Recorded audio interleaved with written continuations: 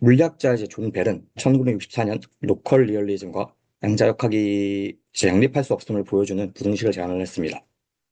그는 수문 변수 이론을 제시하여 양자역학이 틀렸음을 주장하였는데, 수문 변수 이론은 양자역학에서 우리가 측정을 할 때 어떤 측정 값을 확률적으로 알 수 있는 이유가 정말 몰라서가 아니라 우리가 모르는 어떤 수문 변수 때문이라고 주장을 합니다.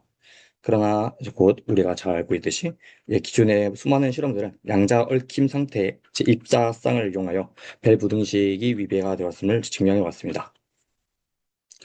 벨 부등식에 대해서 깊게 설명을 하면은 이제 오늘 취지가 좀 어긋나는 것 같아서 간단히만 말씀드리겠습니다. 물론 이제 이 식은 벨 부등식에서의 식이 아니고 그 논문에서 나온 그건 아니고요. 이 S라는 좀 더 변형이 된 그런 부등식인데, 이 S라는 게 이렇게 있을 때 이게 2보다 작거나 같은 케이스가 이제 클래시컬한 경우다. 그러니까 2를 넘을 수가 없다라고 하는 그 부등식이 벨이 주장한 거야 생각하시면 되고, 제 양자역학에서는 이게 2보다 큰 케이스가 생기는, 그래서 이제 클래시컬한 그러니까 수문 변수 이론이 틀렸고 제 양자역학이 이제 옳다는 것을 증명한 그런 부등식입니다. 네.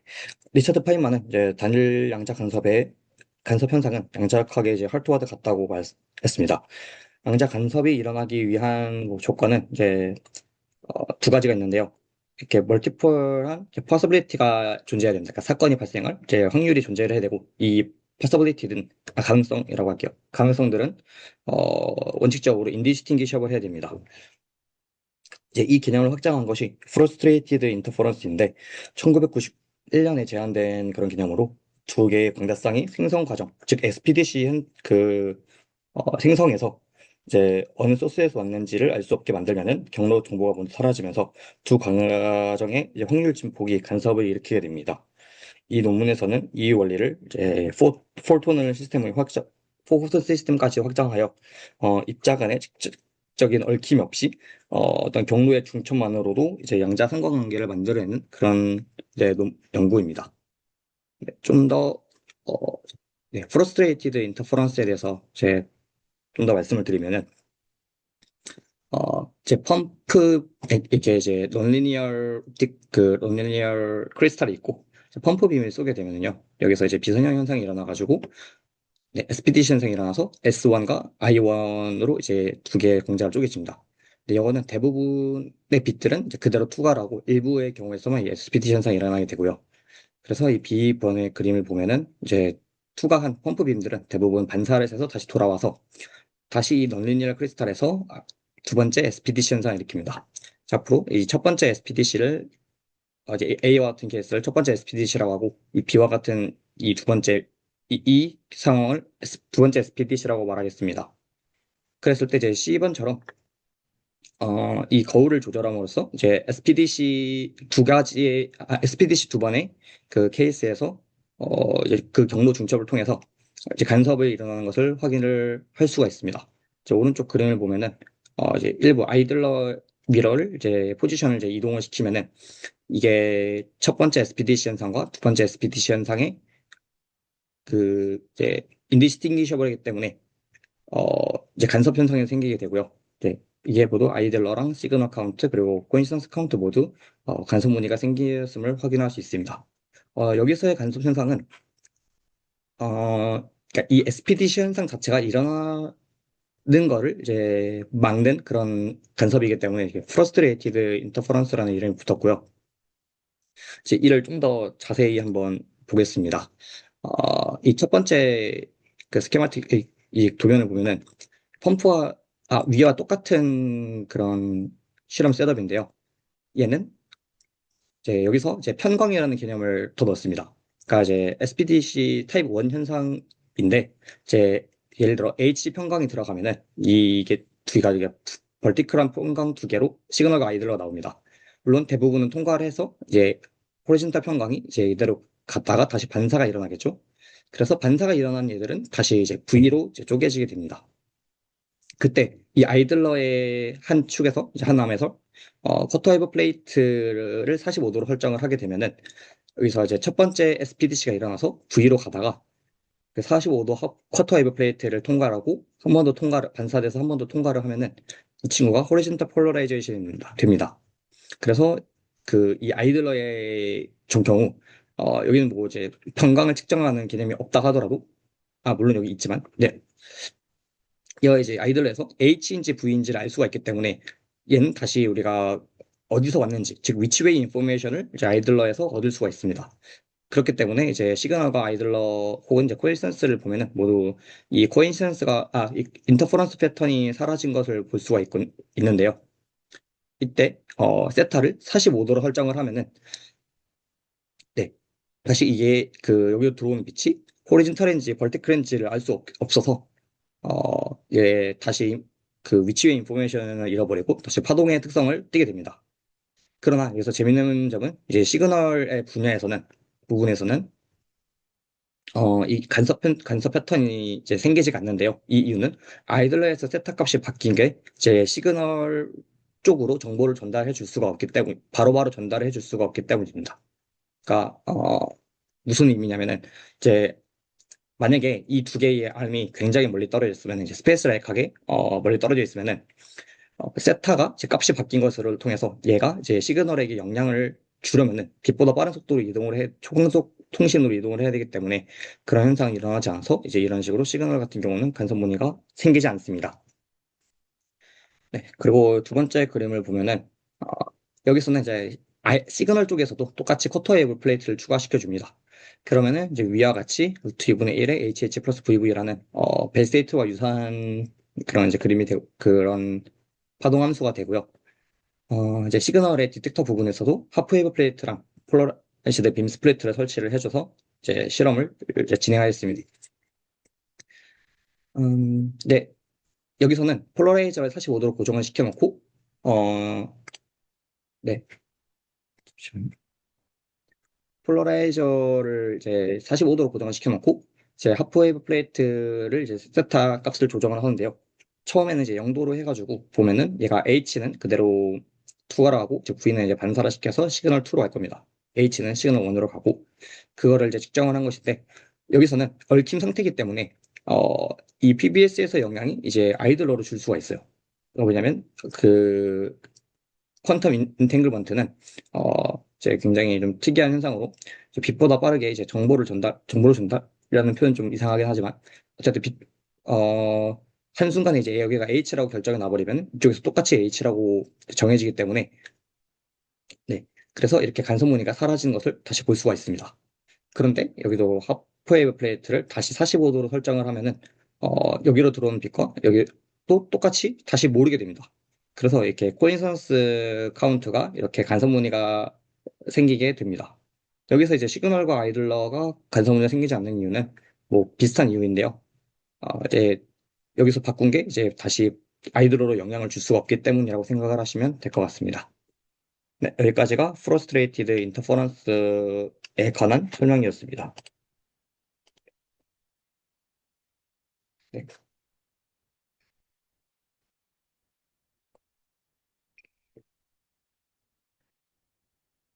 네, 이제 그래서 본 논문으로 들어오겠습니다. 지금까지 좀 백그라운드를 설명을 드렸고요.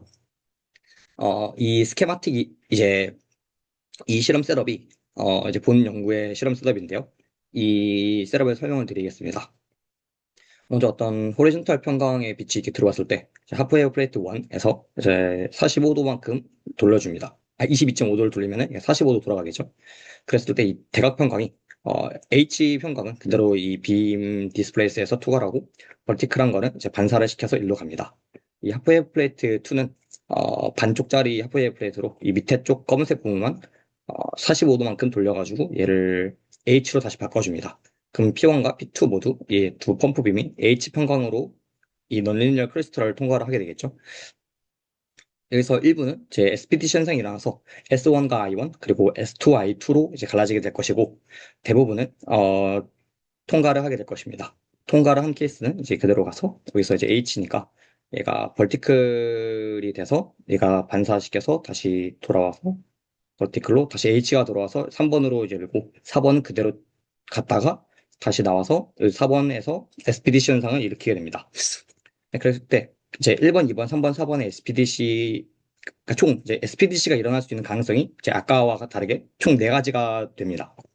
그랬을 때 이제 1번 SPDC 현상이 일어나면 이제 S1과 I1으로 쪼개지는데 때는 타입 2 SPDC 현상을 사용을 하고요. 그래서 S1은 H 평각, I1은 버티컬 평각이 됩니다. 그래서 이 호리존탈 평각이 들어가면은 H니까 이제 들어가서 다시 V가 됐다가 반사가 돼서 이제 M1으로 갑니다. 여기 이 네모는 이제 PBS인데 PBS가 이제 버티컬한 거를 반사시키니까 그래서 M1을 반사시켜 돌아오는데 이때 이제 알파만큼의 이제 페이즈를 주게 됩니다. 그래서 이 반사가 된 게 그대로 이렇게 돌아와서 S1으로 이제 H가 돼서 이제 그대로 S 통과해서 이 A1으로 들어갑니다. 관측이 될 것이고 I1 같은 경우는 이제 가서 아, 얘가 벌티클이니까 반사가 돼서 들어갔다 나오는데 여기서 이제 여기는 쿼터웨이 플레이트가 있으니까 다시 H가 돼가지고 뒤집혀가지고 벌티클로 이렇게 나와서 얘는 B1으로 가게 됩니다.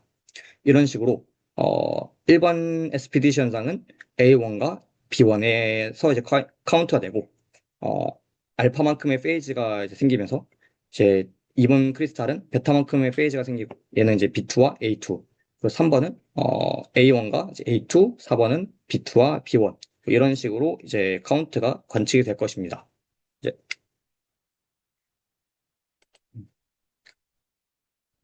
이걸 좀 더 수식으로 보면은 어떤 A1부터 B2까지의 디텍터에서 클릭이 되는 이 모든 스테이트를 나타내면은요, 진공 상태, 그러니까 얘는 한 번도 SPDC 현상이 일어나지 않았겠죠? 왜냐면 SPDC 현상이 일어나지 않아서 다 이제 그대로 통과됐다만 반복하는 그런 케이스를 말하고, 두 번째는 이제 한 번씩 SPDC가 일어날 확률입니다. 여기서 G는 이 SPDC 자체가 일어날 확률이고, 아마 여기 실험에서는 0.096 정도의 그 이제 SPDC efficiency를 가지는 그런 SPDC 그 논리니어 크리스탈을 사용을 했습니다. 여기서 이제 이에 I 알파가 붙었으니까 여기는 첫 번째 SPDC가 일어난 거고 얘는 두 번째 SPDC, 세 번째, 네 번째 SPDC 현상이 일어난 그런 케이스입니다. 그리고 이제 두 번째 총 그 네 개 중에서 두 번이 일어난 케이스는 총 16가지가 있겠죠? 4, 4, 16이니까. 그랬을 때 이제 얘는 그 1번 SPDC가 두 번, 얘는 2번 SPDC가 3번, 4번 SPDC가 두 번씩 일어난 겁니다. 사실 우리가 제일 중요하게 볼 포인트는 여기인데요. 얘는 1번과 2번이 일어난 케이스고, 이 두 번째 텀은 3번과 4번에서 SPDC가 일어난 케이스입니다. 여기는 아마 1번과 3번, 1번, 4번, 2번, 3번, 2번, 4번일 거고요. 근데 어차피 여기서 쭉 G 세제곱, G 네제곱 해가지고 여러 번 쭉 있겠죠. 근데 이게 G 값이 아까 말씀드렸다시피 0.096이기 때문에 어, 얘가 이제 갈수록 굉장히 값이 작아집니다. 그래서 이 뒤에는 무시를 하고, 우리는 결국 이제 포스트 셀렉션에서 이 모든 네 개의 그 디텍터에서 클릭이 되는 이 포톤 코이센스 카운트의 경우에서는 볼 것이고요. 얘를 이제 짧게 이제 간단히 말해서 G2 제곱에 2의 I 알파 플러스 베타 그리고 111 플러스 1111 이거를 이제 제곱을 해서 이제 카운트를 보면은 얘는 G의 4제곱에 비례하고 2 플러스 2 코사인 알파 플러스 베타라는 이 카운트 식이 나옵니다. 네. 그랬을 때 저거를 이제 그래프로 나타내게 되면은요. 이제 알파를 고정을 시키고 이제 베타 값을 바꾸면은 당연히 이제 코사인 값이니까 뭐 이렇게 코사인 함수가 나오게 될 것입니다. 그래서 뭐 알파 제로에서 뭐 2분의 파이만큼 이동했을 때도 뭐 잘 나오는 걸 확인할 수가 있습니다. 뭐 밑에도 똑같은 그래프인데 얘는 좀 더 저 보기가 그렇게 좋지는 않아가지고 좀 넘어가겠습니다. 그래서 사실 우리가 이 논문의 핵심은 이 어떤 포톤 코인센스를 보고자 하는 것이 아니라 이제 CHS 이 배부 등식 위배를 확인하고자 하는 것인데요. 그래서 이 아까 처음에 이제 인트로덕션에서 말씀드렸던 S라는 값의 정의를 좀 할 겁니다. 그래서 이 S는 이렇게 이 네 가지의 코릴레이션 펑션들의 합으로 나타내는데요. 이 코릴레이션 펑션, 예를 들어 이 알파, 베타는 이 알파 베타일 때 이제 플러스 1 되는 것과 이제 뭐 이렇게 네 가지가 있습니다. 이 기대값이라는 게 어떤 확률 곱하기 밸류를 나타내니까 얘가 두 개가 동일한 경우는 1이 되고 이제 다른 경우는 이제 마이너스 1이라고 부여를 해요. 그래서 얘 두 개 곱해서 다 더해주게 되면은 네 더해가지고 이렇게 expectation 즉 correlation 펑션을 구할 건데요. 여기서 이제 p 값을 어떻게 구하는지를 한번 보겠습니다. 이제 p 플러스 1 플러스 1 알파 베타가 있을 때 여기서 이제 1과 마이너스 1을 정의를 해야 되는데 그 기존에 있었던 많은 이 배부 등식 논문에서는 주로 평균을 많이 사용을 합니다. 그래서 이제 H가 관측이 되면 1, V가 관측되면 마이너스 1이라는 식으로 그렇게 인코딩을 하는데 여기서는 이제 이 실험에서 이제 그 변화를 주는 위상 알파랑 베타를 기준으로 이제 알파일 때가 이제 1, 그리고 알파 플러스 베타 혹은 베타 플러스 파이, 알파 플러스 파이 혹은 베타 플러스 파이일 때가 마이너스 1로 설정을 합니다. 그래서 이렇게 확률이 1, 마이너스 1이 되려면은 여기서 마이너스 1이니까 여기 베타 플러스 파이 2인 이 그 포톤 뭐야 코이선스 카운트를 말을 하게 될 거고요. 그래서 이 네 가지 케이스를 모두 이렇게 쓸 수가 있고 이 식에서 계산을 하면은 대충 코사인 알파 플러스 베타가 됩니다. 그래서 이 코사인 값들이 다 이렇게 있을 거고 그래서 이제 우리가 일정한 어떤 값을 정해가지고 최대값을 구현하면 얘는 최대 2루트 2까지 돼요. 네, 이게 이제 양자각적 한계인 거죠. 물론 이제 실험에서는 이제 2.828에 가까운 식이 나오진 않지만 그래도 이제 최대값은 이제 2.8이라고 합니다. 그래서 이거를 이제 실험 결과로 보면은 다음과 같은데 얘는 이제 네 가지의 S를 보여주는 시험은 아니고요. 이 코렐레이션 펑션 하나를 가지고 이제 보여준 시험인데 얘는 사실은 네, 죄송합니다. 아무튼 이 알파, 베타가 이런 식으로 잘 나왔다라는 걸 확인을 했고, 그러게요. 이제 S가 나온 뭐야, 플랫한 그래프가 없어가지고 저는 못 가져왔는데, 일단 결론적으로 말씀드리면은 2.2 정도의 S 값이 나왔다고 이제 합니다. 원래는 여기가, 네. 그게 아마 2.8까지 나와야 되는데, 여기가 이제 비저빌리티가 한 루트 2분의 1 정도의 비저빌리티밖에 안 나와가지고, 네, 이게 좀 값이 좀 아쉽게 나온 것 같습니다. 그래서 이제, 네. 다음으로는, 어, 좀 특이한 개념인데요. 저희가 아까 실험에서 이제 A1, A2, B1, B2가 있을 때, 이 A1, A2를 이제 이렇게 거울이나 이런 것들을 반사시켜서 한쪽에 모아서 쭉 보내고, B1, B2도 한참 멀리 떨어져서 보냈다고 가정을 해봅시다.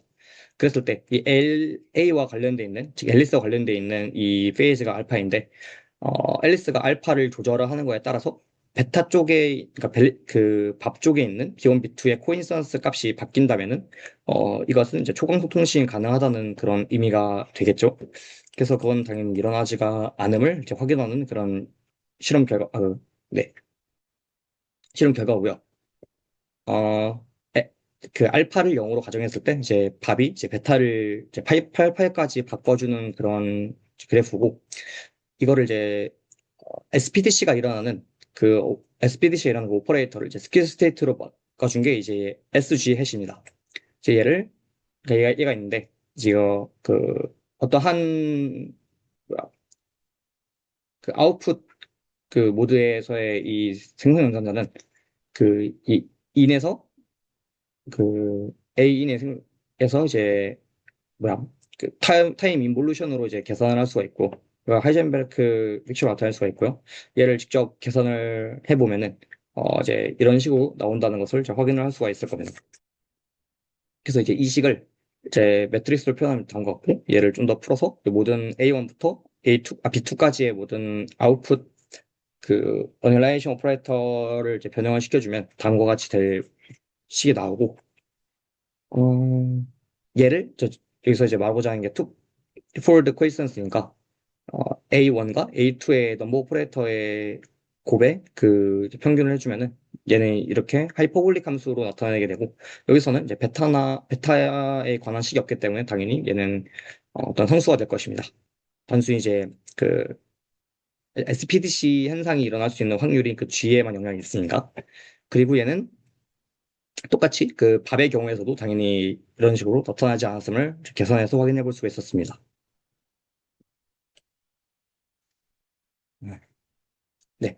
그리고 이제 이 논문에서 핵심이 사실 밸브 등식 위배 실험 자체는 굉장히 많았지만 여기서는 이제 얽히지 않은 폰들을 사용을 했었기 때문에 네, 그걸 좀 더 이제 증명을 하는 단계가 있었고요. 일단 얽힘이 없었다는 걸 가정하기 위해서 이제 세 가지를 좀 제시를 하는데 첫 번째가 이제 진공 상태와 for coincidence count 사이에서의 이제 얽힘이 있었는지를 확인합니다. 그러니까 이게 한참 전에 이제 제가 말씀을 드렸던 이 C에서 이 진공 베큐um 제로제로제로제로와 이제 우리가 하는 이 케이스에서 이제 얽힘이 생길 수가 있죠. 나머지가 없다고 하더라도 나머지를 생각하지 않더라도 그랬을 때 이 케이스에서 G 값을 이제 0.096 플러스 마이너스 0.008 넣고 이제 이 식을 가지고 그 부등식인 S 값을 계산해 보았을 때 이제 이 S 베큐움이 1.467 나옵니다.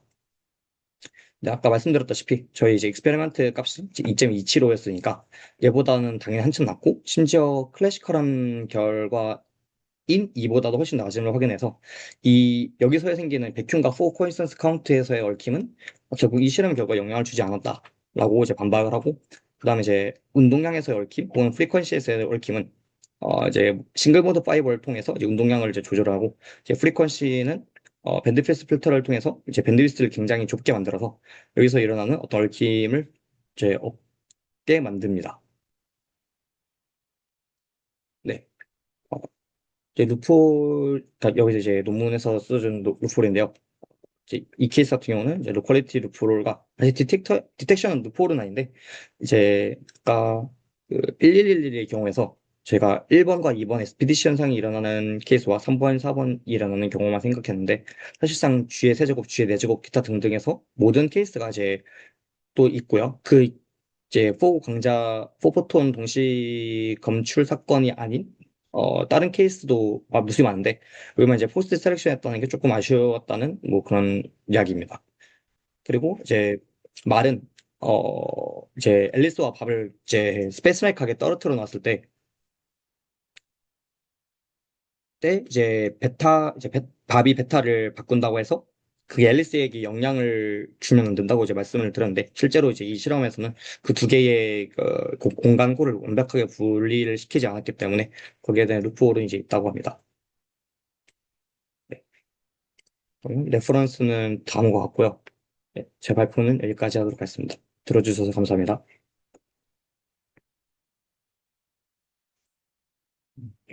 네, 좋은 발표 들려주신 김샤연님께 감사 말씀드립니다.